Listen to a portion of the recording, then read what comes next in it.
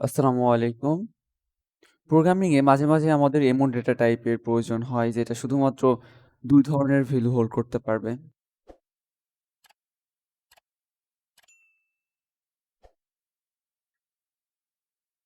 Two types of value সেটা হতে পারে ইয়েস আর নো, হতে পারে ট্রু অর ফলস, আবার হতে পারে অন অর অফ। এই ২ ধরনের ভ্যালুকে কম্পিউটারে ২ টা ইন্টিজার দ্বারা রিপ্রেজেন্ট করা হয়। ইয়েস, ট্রু, অন এগুলোকে রিপ্রেজেন্ট করা হয় 1 দ্বারা।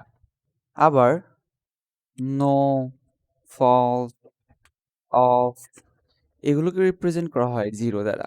অর্থাৎ আমরা যে ২ ধরনের ভ্যালু আছে yes, no, true, false, on, off এদের মধ্যে যেটি পজিটিভ অর্থাৎ ইয়েস, ট্রু, অন এগুলোকে আমরা একটা ইন্টিজার নাম্বার যেটি 1 এটি দ্বারা রিপ্রেজেন্ট করতে পারি। আবার ইন্টিজার নাম্বার 0 এটি দ্বারা আমরা রিপ্রেজেন্ট করতে পারি নো, ফলস অথবা অফকে। তাহলে এটি হলো একটি বিশেষ ডেটা টাইপ যার নাম বুলিয়ান, বা আমরা শর্টকাটে এটাকে লিখতে পারি বুল। এবং আমাদের এই বুল বা বুলিয়ান ডেটা টাইপ এটি হতে পারে 1 অথবা 0। এর আগে আমরা বিভিন্ন ডেটা টাইপ দেখেছি, যেমন ইন্টিজার, ফ্লোট, ডবল বা ক্যারেক্টার। এগুলো ছিল আমাদের বিল্ট ইন ডেটা টাইপ। কিন্তু এখন আমরা যে ডেটা টাইপ নিয়ে কথা বলছি বুলিয়ান, এটি আমাদের কোনো বিল্ট ইন ডেটা টাইপ নয়।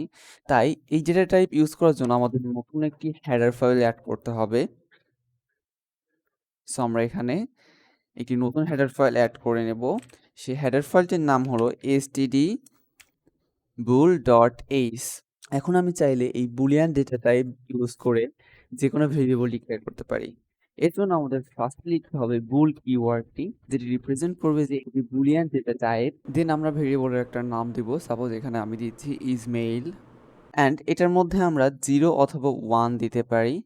সাপোজ আমি এখানে দিয়ে দিচ্ছি যে মেইল ইয়েস, দেন এখানে 1 দিব।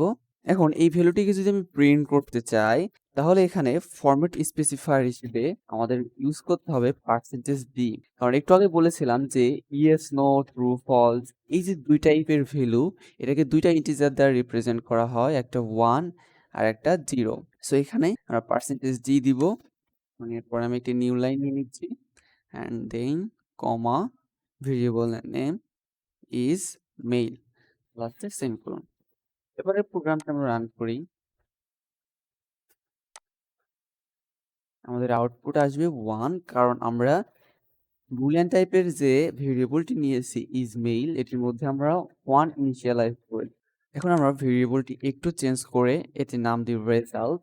এখন এটার মধ্যে আমরা 2টা ভ্যালু কম্পেয়ার করব। এখানে আমি লিখছি 10 লেস দেন 50। তো এখানে আমি যখন 10 এবং 50 এর মধ্যে কম্পেয়ার করছি এবং বলছি 10 লেস দেন 50, এই কম্পারিজন থেকে আমি 2টা ভ্যালু পেতে পারি, হয় ট্রু পাবো না হলে ফলস পাবো। যেহেতু আমার 10 লেস দেন 50, সেহেতু আমি এখানে রেজাল্ট পাবো ট্রু।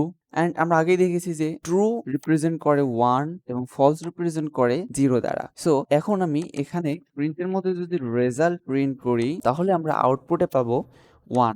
আবার কম্পারিজনটা যদি আমরা একটু উল্টা করে দিই, যেমন 10 গ্রেটার দেন 50, এটা ফলস, কারণ 10 50-এর থেকে বড় নয়।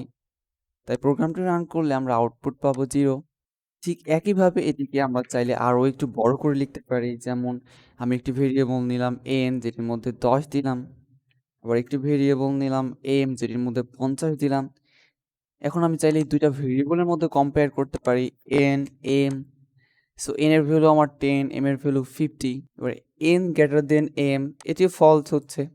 সো এখনও যদি আমরা প্রোগ্রামটি রান করি, তাহলে রেজাল্ট পাবো 0, কারণ ফলস রিপ্রেজেন্ট করবে 0 দ্বারা। এছাড়াও আমরা চাইলে রেজাল্টের মধ্যে ডিরেক্টলি ট্রু অথবা ফলস রাখতে পারি।